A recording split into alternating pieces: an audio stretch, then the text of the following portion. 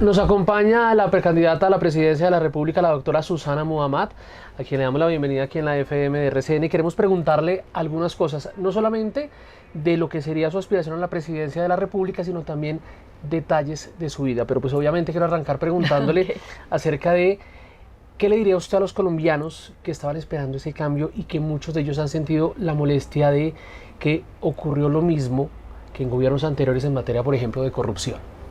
Bueno, yo tendría que decir dos cosas. Primero, que hay que entender que no es que haya corrupción, sino que el sistema político de Colombia es la corrupción. Entonces, sé que prometimos un cambio y que la corrupción no hace parte de ese cambio, pero es una práctica que hay que seguir transformando, que es un sistema de poder que hay que seguir transformando.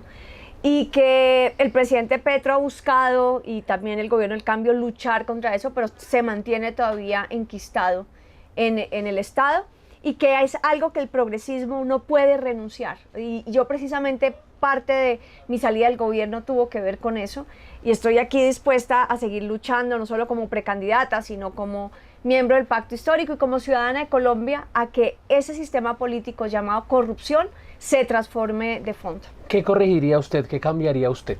Bueno, lo primero es que debemos buscar que las coaliciones políticas se hagan de otra forma. Esto implica que sean de cara a la ciudadanía. Es evidente que para hacer mayorías en el Congreso hay que dar participación política en el gobierno, eso es natural en la política, pero eso no puede ser por debajo de la mesa y sin que esos partidos se comprometan ante la sociedad, que si son bancada de gobierno, tienen que responder por las agendas de gobierno. Entonces quieren poder en la burocracia, pero no quieren responder por los resultados, simplemente llegan a seguir con sus negocios. Primer tema. Segundo tema, creo que se necesita una reforma del sistema político y que eso implica una constituyente. No ha pasado en 23 años la reforma política en el Congreso porque son los mismos políticos que se benefician del sistema político de la corrupción quienes quieren mantener el sistema.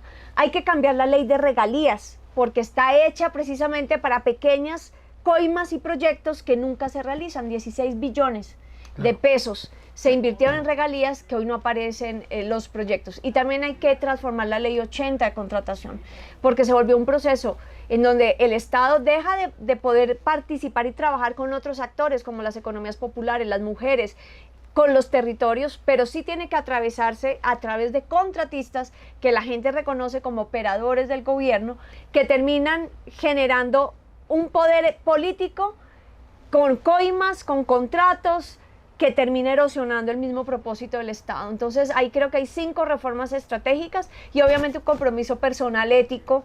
Mi vida política no tiene ningún escándalo de corrupción, no soy imputada en ningún juicio por corrupción, no estoy con clientelas, por eso digo que ganarme la candidatura del pacto para mí es como subir el Everest en alpargatas, porque yo no tengo los superpoderes que da la corrupción.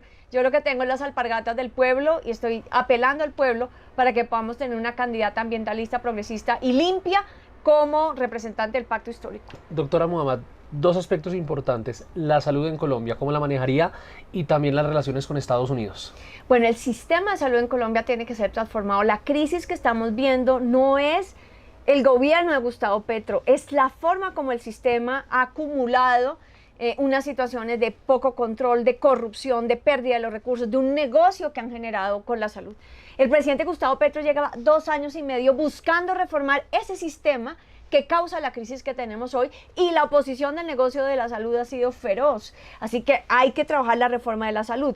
Hay que aumentar el gasto social en Colombia y para eso se necesita un pacto fiscal. Queremos salud, queremos defensa, pero entonces no queremos pagar impuestos. Claro. Pero entonces no queremos fortalecer el Estado. Un pacto fiscal es fundamental.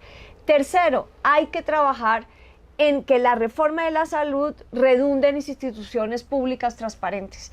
Y cuarto, hay que seguir denunciando la corrupción. ¿Cómo es posible que 2.7 billones, dice la Contraloría, de estos 3 años, donde se les ha subido en 36% a las EPS es lo que se les paga? No es verdad que el presidente Petro haya desfinanciado la salud, es el gobierno que más ha subido la unidad de capitalización y aún así los recursos no aparecen, los recursos de los medicamentos no aparecen. Se le pagó al operador, se le pagó a la EPS le pagó al operador. y el operador no entrega los medicamentos. ¿Dónde está la plata? 90% ya se pagó. ¿Dónde está la plata? Así que, mire, la salud, otra parte del sistema político llamado corrupción. ¿Y el tema de la relación con Estados Unidos? Bueno, es una relación muy, muy delicada. Yo creo que hay que profundizar en nuestras relaciones estratégicas con otros países. No podemos depender solamente de los Estados Unidos. Hay que esperar, los gobiernos tampoco, a menos que Trump decida formar una dictadura, que está en unos procesos muy tenaces, pero si Estados Unidos no se vuelve una dictadura y hay una renovación, pues vamos a tener que ir generando, manteniendo la relación histórica, pero nos toca diversificar las relaciones exteriores. Nosotros no podemos seguir dependiendo de Estados Unidos. Hay que profundizar la relación con China, hay que mantener la relación con la Unión Europea y sobre todo la fuerza ponérsela al poder de la unidad latinoamericana. Esa sería, porque tenemos que pararnos como un bloque hacia los Estados Unidos. Cada uno de nosotros solito, pues es débil frente a los Estados Unidos. Pero una América Latina unida en intereses comunes, económicos, de los migrantes, sociales, pues le puede hacer un frente un poquito más fuerte al gobierno de los Estados Unidos. Bueno, usted fue ministra del presidente Petro y él dijo en las últimas horas que la mayoría de los ministros lo traicionaron. ¿Qué opina usted? Bueno, primero pues al que le caiga el guante que se lo chante. Yo la verdad no me siento aludida por ese comentario. Y segundo, también entender ese contexto que yo interpreto al presidente de un gobierno del cambio que prometió un cambio, y yo creo que él se siente frustrado de que en muchas áreas ese cambio no avanza con suficiente velocidad, y que también dentro del gobierno pues muchos de los funcionarios públicos vienen de gobiernos anteriores. Se necesita más cohesión del gobierno, bajar las instrucciones del presidente y aplicarlas ha sido complejo, difícil. El Estado es como una especie de barco que va en inercia hacia una dirección y moverla hacia otra ha sido todo un reto. Y pues el presidente tiene razón en exigir resultados y en exigir que la promesa del cambio se cumpla.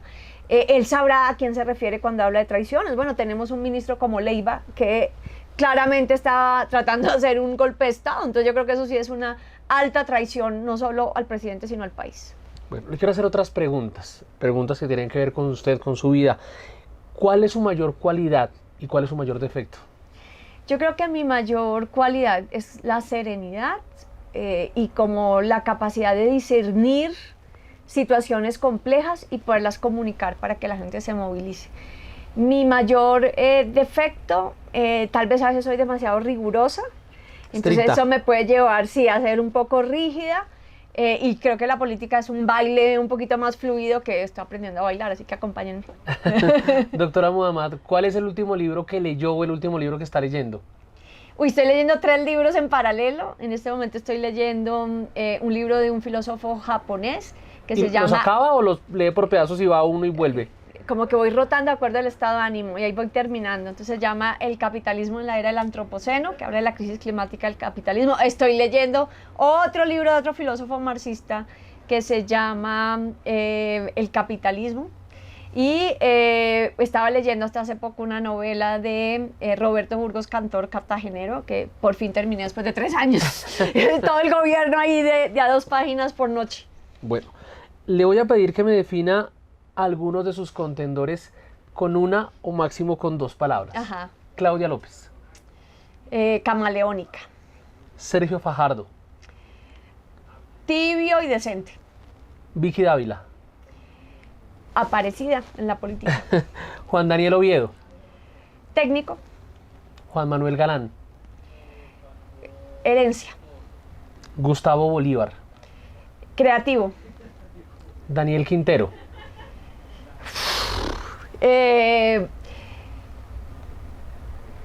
Caballo de Troya.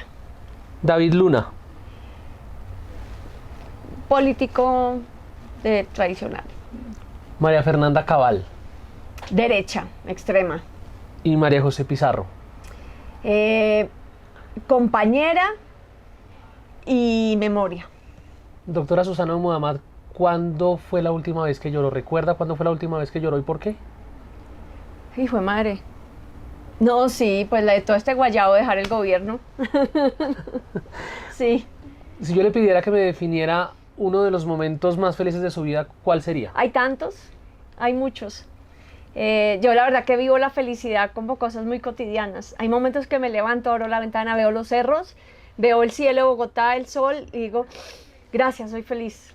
Así, son momentos cotidianos. Mi bicicleta, andar en la bicicleta. ¿Cada cuándo practica lo de su bicicleta? No, entonces yo la uso como medio de transporte prácticamente todos los días. Salir por mi barrio en la bicicleta, caminar por mi barrio, ver a los vecinos, ir a hacer pacas de compostaje con los vecinos los domingos. Todas esas situaciones cotidianas, ver a mi esposo todas las noches y sentarme a tomar un vino con él y hablar. Todo eso a mí me causa mucha felicidad. Yo soy una persona que vivo muy feliz y vivo agradecida con la vida y feliz en general con todo, inclusive cuando hay retos también. Finalmente, ¿el poder para qué? Sí, para transformar, para incluir, para darle voz a los que nos tienen voz, para abrir espacios políticos nuevos, para enfrentar la crisis climática, para empoderar a las mujeres. Listo. Doctora, muchísimas gracias por estar aquí en la FM. Gracias. Gracias.